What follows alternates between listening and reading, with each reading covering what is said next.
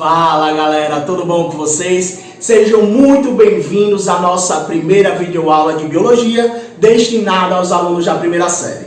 Eu sou o professor Gabriel Henrique, professor de Biologia, e é com muito prazer estar dividindo essa experiência com vocês. Algumas orientações para nós começarmos essa aula. Teve dúvida? Alguma coisa não ficou bem explicado? Dá uma paradinha no vídeo, retorna. Se ainda não tiver conseguido compreender, não tem problema não. Lança a tua dúvida lá nos comentários, que eu e os outros professores de Biologia estamos 100% disponíveis para retirar a tua dúvida. Combinado assim? Podemos começar? Para recapitular um pouco, nós estamos lá no livro 2, lá falando sobre quinidários. Então nós já falamos um pouco de esponjas, lá dos poríferos, estamos falando dos filos dos animais, e agora nós chegamos nos selenterados, ou também conhecidos como quinidários. Quem é esse agrupamento de animais? Quem são os animais que vão participar desse filo? São exatamente os animais marinhos, que em grande quantidade encontrados no ambiente marinho. Então nós estamos falando aí de água-viva, nós estamos falando aí de anêmonas, caravelas portuguesas, nós estamos falando desses animais que têm uma características específicas, que é o que nós vamos começar a ver agora, ok? Repetindo, teve dúvida, lança lá no comentário, ou qualquer necessidade, dá uma pausa no vídeo e retorna de novo. Combinado? Então vamos lá. Filoquinidários. Quinidários vem exatamente na nomenclatura grego, que significa urtiga. Nós vamos perceber lá na frente que são, na presença das estruturas dos tentáculos desses animais, como um mecanismo de defesa, de proteção, de alimentação e caça, eles vão utilizar os seus tentáculos para absorver, para trazer a presa até a sua cavidade digestória, para poder se alimentar. Outra característica desses animais, nós vamos poder chamá-los de selenterados. O que seria isso? Selenterados vem da terminologia grega que significa cavidade. Esses organismos vão apresentar uma determinada cavidade. Então vamos lá. São organismos como hidras, medusas, águas-vivas, corais, anêmonas do mar. Nós vamos dividir a morfologia, o formato do corpo desse animal de duas formas. Ou ele vai ter um formato do tipo medusa, ou ele vai ter um formato do tipo pólipo. E esse formato vai definir outras características. Exemplo, nós vamos dizer que as medusas, em sua maioria, como exemplo, medusa, a água-viva, ela vai ter o quê? Vida livre. Ou seja, eu vou conseguir ver ela nadando. Ela tem esse aspecto de liberdade. Já os pólipos não. Os pólipos, como as anêmonas do mar, eu vou ter esses animais fixos. Ou seja, são animais sésseis. Aqueles que estão fixos em um substrato e não apresentam uma locomoção específica. Ou seja, tanto os pólipos como as medusas, que são exatamente exemplos de selenterados ou quinidários, eles vão ter características. Ou eles vão viver em colônias fixas, ou eles vão viver em colônias flutuantes. Pausa. O que seria viver em colônia? O que se trata viver em colônia? Nós estamos falando exatamente de organismo que necessita viver em conjunto da mesma espécie. Colônias é quando eu tenho um organismo que sobrevive associado aos demais da mesma espécie. Quando eu digo que eu tenho um organismo que vive em colônias sésseis, eu estou falando exatamente dos pólipos. Eu estou falando dos organismos que estão fixos no substrato e mesmo assim vivem em conjunto, que fazem aquela associação de animais de mesma espécie. Colônias flutuantes ou colônias de vida livre. Aí vão ser exatamente as medusas. São aqueles que estão associados em grandes grupos. Aqui eu vou deixar uma dica. Vamos supor que estou andando na praia e porventura acabei encontrando 4 caravelas. Isso precisa me deixar em estado de alerta. Por quê? Pode acontecer aí duas situações. Se são animais que vivem em colônias e eu conseguir encontrar na minha área de costa 4 desses organismos, a minha atenção é, se tem 4, pode apresentar muito mais outros, porque são animais que vivem em grande quantidade de animais de mesma espécie, colônia. Por outra razão, se eu encontrar uma quantidade e não aparecer mais, significa que esses 4 animais pegaram uma corrente que levaram até a orla e ali ele não vai conseguir mais voltar a encontrar seu grupo, tá? Então são duas ocasiões que podem acontecer. Quando a gente fala de colônias céssicas, estamos falando dos pólipos. Quando nós falamos de colônias livres, nós estamos falando das medusas. Fica aí como dica. E aí nós vamos ter diversidades, né, características, cores, formas bastante variadas para cada tipo de organismo. Característica geral. Classificação geral para os quinidários ou selenterários. Primeira característica, simetria radial. O que é isso? É quando esse organismo ele vai apresentar secções, feixes de diferentes formas no seu corpo. Exemplo, eu consigo traçar uma secção medial e me dividir em dois pedaços. Ou seja, o que eu vou ter de um lado, eu vou ter em outro. Isso costuma-se dizer que eu tenho uma simetria bilateral. Mas se eu pego uma anêmona que tem tentáculos espalhados para vários lados, eu consigo traçar com uma pizza, sair fazendo várias secções. Ou seja, eu posso chamar isso de simetria radial. Eu consigo traçar vários eixos, vários planos no corpo desse animal. Tanto para anêmona, tanto para caravela, tanto para água-viva, todos vão apresentar simetria radial. Quando nós falamos de blásticos, que são animais de blásticos, eu estou querendo lembrar, lá na formação desse indivíduo, lá no seu período embrionário, que os seus primeiros folhetos germinativos, seus primeiros tecidos, que vai dar origem ao seu corpo, eles são dois tecidos. Nós quando estamos ali no período embrionário, nós vamos formar três tecidos, são que vão originar pele, vão originar órgãos, cada tecido com uma característica específica. Nós somos organismos que têm endoderme, mesoderme e exoderme. Ectoderme, mesoderme e endoderme. Ou seja, três tecidos verdadeiros. Somos organismos triblásticos. Já esses coleguinhas aqui não. Eles vão apresentar apenas dois tecidos verdadeiros. Eles já não vão apresentar mesoderme. Eu só tenho o que agora? Ectoderma e endoderma. Um tecido interno e um tecido externo. Esses dois tecidos que vai formar esse organismo é o que eu chamo de organismo diblástico. Ou seja, no seu processo de formação, ele só vai apresentar dois folhetos germinativos. Enterozoários incompletos. O que eu estou querendo dizer aqui? No seu processo de formação corpórea, na hora que esse indivíduo está se desenvolvendo, ele vai produzir apenas a característica de boca. Seu tubo digestório ele é incompleto. Ou seja, é um organismo que apresenta boca e não apresenta ânus. É um organismo que ele, por onde ele se alimenta, ele vai jogar seus dejetos fora. Então é um enterozoário incompleto, sistema digestório incompleto. Apresenta apenas o mecanismo de boca do tubo gastrovascular. Vamos lá ao formato desse corpo, repetindo mais uma vez. Eu vou ter o formato pólipo e vou ter o formato medusa.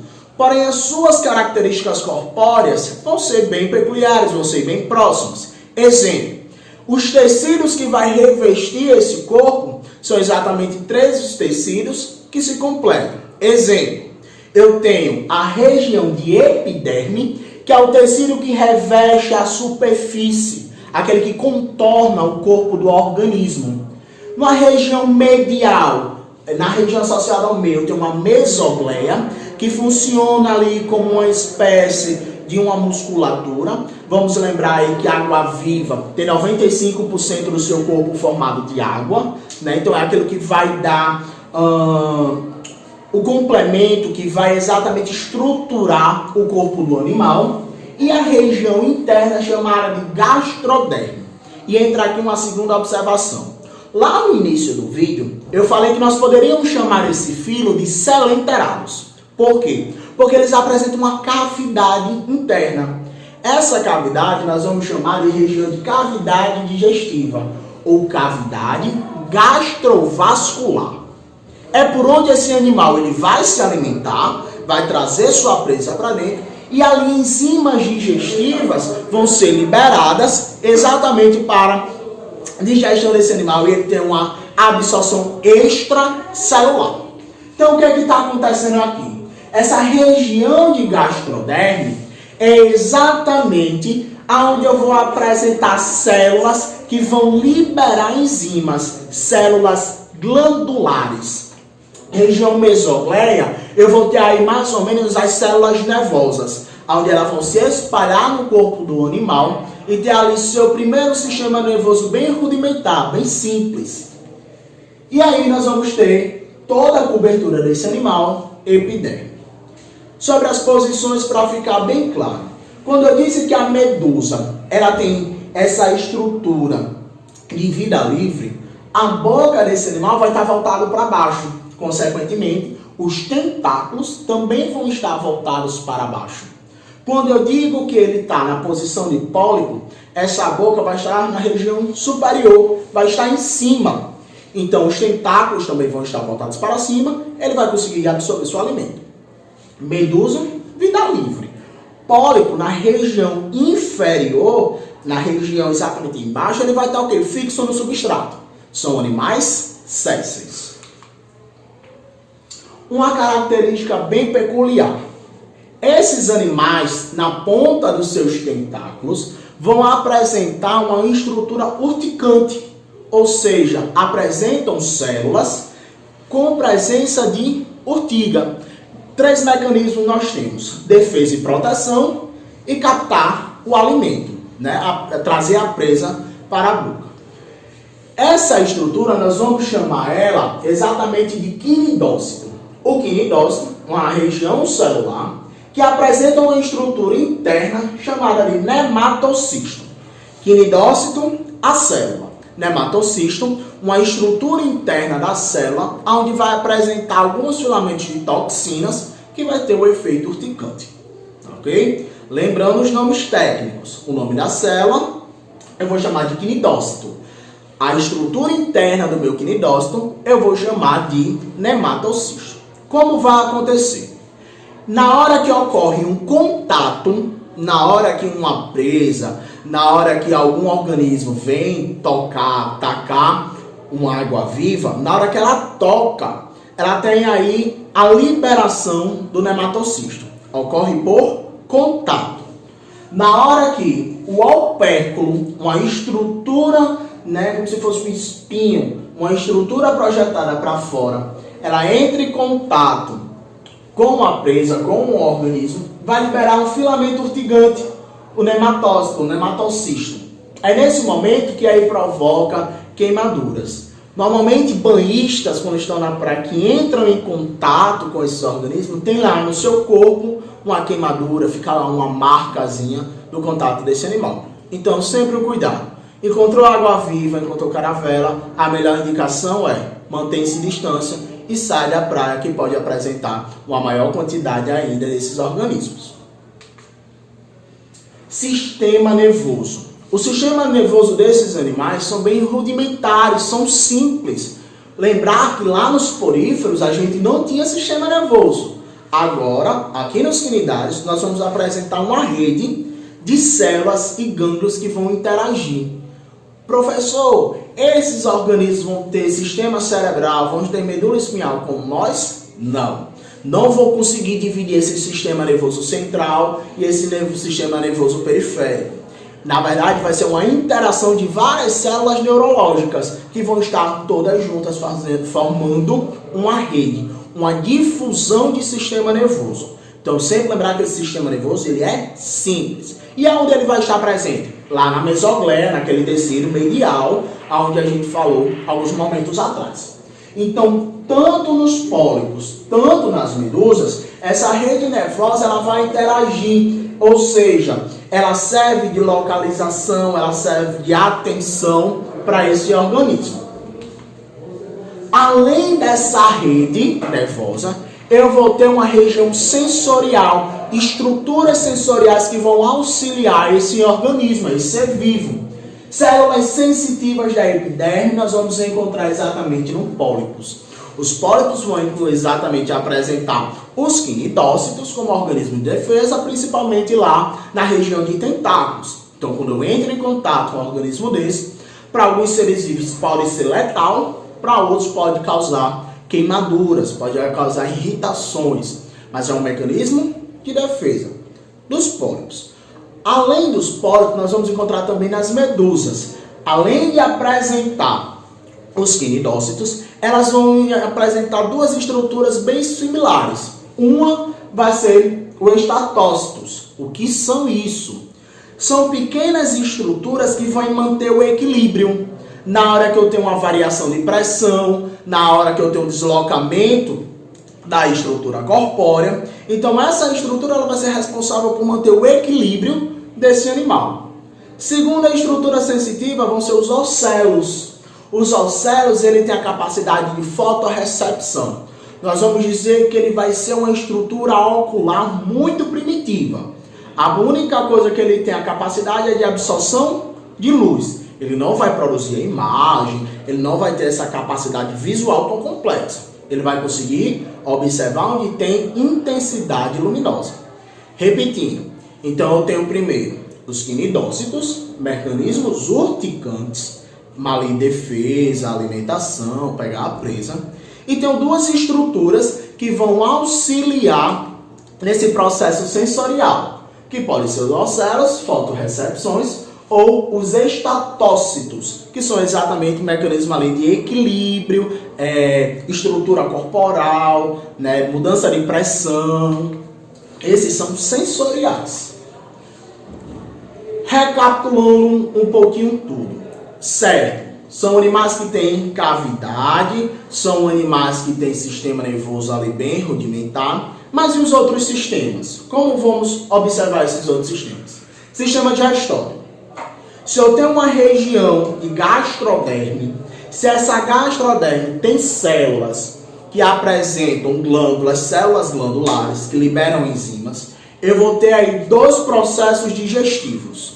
Primeiro, uma digestão extracelular, que está acontecendo nessa cavidade. Depois que digerir o alimento, esses nutrientes vão para onde? Para as células, as estruturas internas. Então eu vou ter digestão extracelular e digestão intracelular, na região da cavidade digestiva e dentro das estruturas celulares.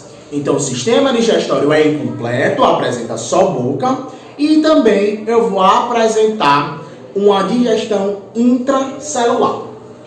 Sistema circulatório vai ser ausente, ou seja, não vai apresentar vasos sanguíneos. Todo o processo acontece ali na comunicação dos demais sistemas, das demais estruturas. Sistema respiratório, eu não vou ter órgãos da respiração. O tecido desse animal é extremamente delgado, fino, então ocorre um processo de difusão, o organismo e o meio. Sistema excretor, ali o processo de liberação de amônia vai ser também como o dos gases, como o CO2. Ele vai liberar por forma de difusão simples. Repetindo por aqui, sistema digestório, intracelular e extracelular. Circulatório, ele é ausente, respiração e excreção acontece por liberação de amônia, de CO2 por difusão simples.